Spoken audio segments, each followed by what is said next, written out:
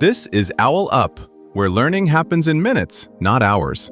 For a deeper journey, explore all our courses at owlup.co.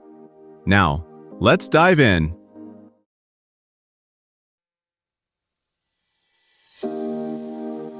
Chapter 4 of Parenting Teens Without Losing Your Mind, The Tech Factor, Navigating Digital Parenting Challenges. In this chapter, you'll learn: identify common digital challenges for teens. Let's dive in. Almost every teen now carries a smartphone, yet most parents still rely on old-school house rules to keep them safe. Your daughter slams her door after you ask for her phone. Your son hides screens under the covers. Are the rules the problem, or is the tech strategy behind them? Nearly every decision your teen makes now has a digital shadow: the joke in a group chat, the late-night YouTube spiral, the just one more game that somehow eats an hour.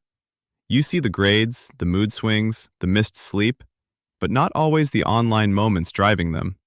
It's like watching waves hit the shore without seeing the storm far out at sea. In earlier episodes, we focused on brains, boundaries, and blow-ups in the offline world. Now we're stepping into the feeds, games, and DMs where a lot of those blow-ups secretly start. Today's research is clear. It's not simply how much screen time that matters, but what your teen is doing, feeling, and learning when they're on a screen, and whether they feel they can tell you about it. Think of today's topic as less policing devices and more coaching digital habits. The research points away from one-size-fits-all rules toward a mix of guidance, curiosity, and smart guardrails. That means asking when tech boosts your teen's creativity or friendships, and when it quietly drains sleep, focus, or confidence. It means noticing patterns. Do certain apps leave them energized, while others spark drama or comparison spirals? Instead of tallying hours, we'll explore how to tune into rhythms, time of day, mood, purpose, and the social settings that turn the same screen into either a tool or a trap. Let's zoom in on 3 levers you actually control: how, when, and why your teen uses technology. Think of them as dials you can adjust together, rather than switches you flip on and off. First, the how. Research on active mediation shows that when parents talk with teens about what happens online, values, risks, and gray areas, rates of cyberbullying victimization drop sharply. That doesn't mean interrogations or surprise phone checks. It looks more like, "I read that group chats can get mean fast. What do you do when a joke feels like it's going too far?" Or, "How do you decide who to block or mute?"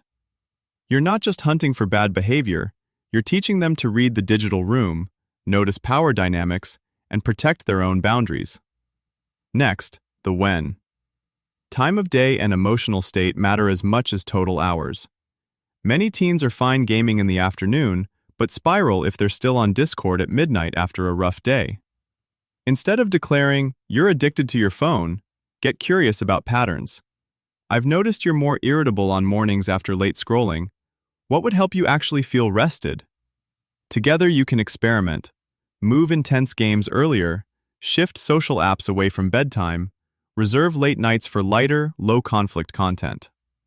Then, the why. Ask what need each app or platform is meeting: boredom, belonging, recognition, escape. A teen who hops on TikTok for fun but leaves feeling ugly is caught in a bad trade. You can help them separate helpful from harmful usage. When you close that app, do you usually feel better, worse, or the same? Over time, the goal is for them to self-audit and steer themselves toward spaces that leave them more grounded than when they arrived. Technical tools are your backup, not your whole strategy. Filters, privacy settings, and time limits work best when your teen knows exactly why they're there and what will change as they show more responsibility. Start with tighter guardrails for younger teens, then build in milestones. If you can handle this level without hiding or lying for 3 months, we'll loosen these 2 settings. That way, trust becomes something concrete they can earn, not a vague feeling you just don't have yet. Finally, keep your own habits in the frame. If your teen only sees you half listening while you scroll, any talk about their tech use will feel hypocritical. Share your struggles. I notice I get stuck on email at night. I'm going to plug my phone in outside the bedroom. Want to try it with me? Digital culture is shaping both of you. Letting them see you wrestle with it makes the whole topic less about control and more about growing skills side by side. Think about 3 different teens. One uses her phone to film piano covers, edit them, and share with a small Discord of music nerds who swap feedback. Another bounces between streaks, drama-filled group chats, and random For You clips until 1 a.m. A third uses tech mostly for homework and the occasional game with cousins overseas. Same devices, wildly different impact. You can explore this at home by asking, "Show me something online that actually makes your day better," and later, "Show me something you wish you saw less of." Let them drive. You just narrate what you notice. Interesting. The stuff you like most is when you're creating, not just scrolling. For some families, that leads to tiny design tweaks. A creator home screen page with music, art, or coding apps, social apps buried in a folder on the second screen. You're not banning anything. You're rearranging the digital furniture to make it easier to walk toward what helps and harder to trip over what hurts. Soon, your teen won't just scroll. They'll step into lifelike worlds, chat with AI that remembers them, and wear devices that quietly log mood, sleep, and stress. Their choices will leave data trails that shape offers, recommendations, even how they're scored as safe or risky users. Think less about banning tools and more about teaching questions.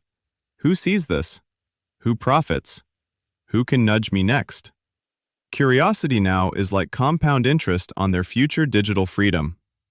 Your challenge this week: pick one recurring digital flashpoint, late night scrolling, mid-dinner checks, or just one more level. Don't fix it yet.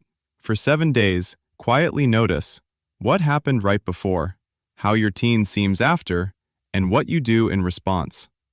At week's end, sit down together and redesign just that one moment as a small joint experiment. This was OwlUp, your daily step forward. To keep learning with structured courses and more insights, go to owlup.co. Until tomorrow!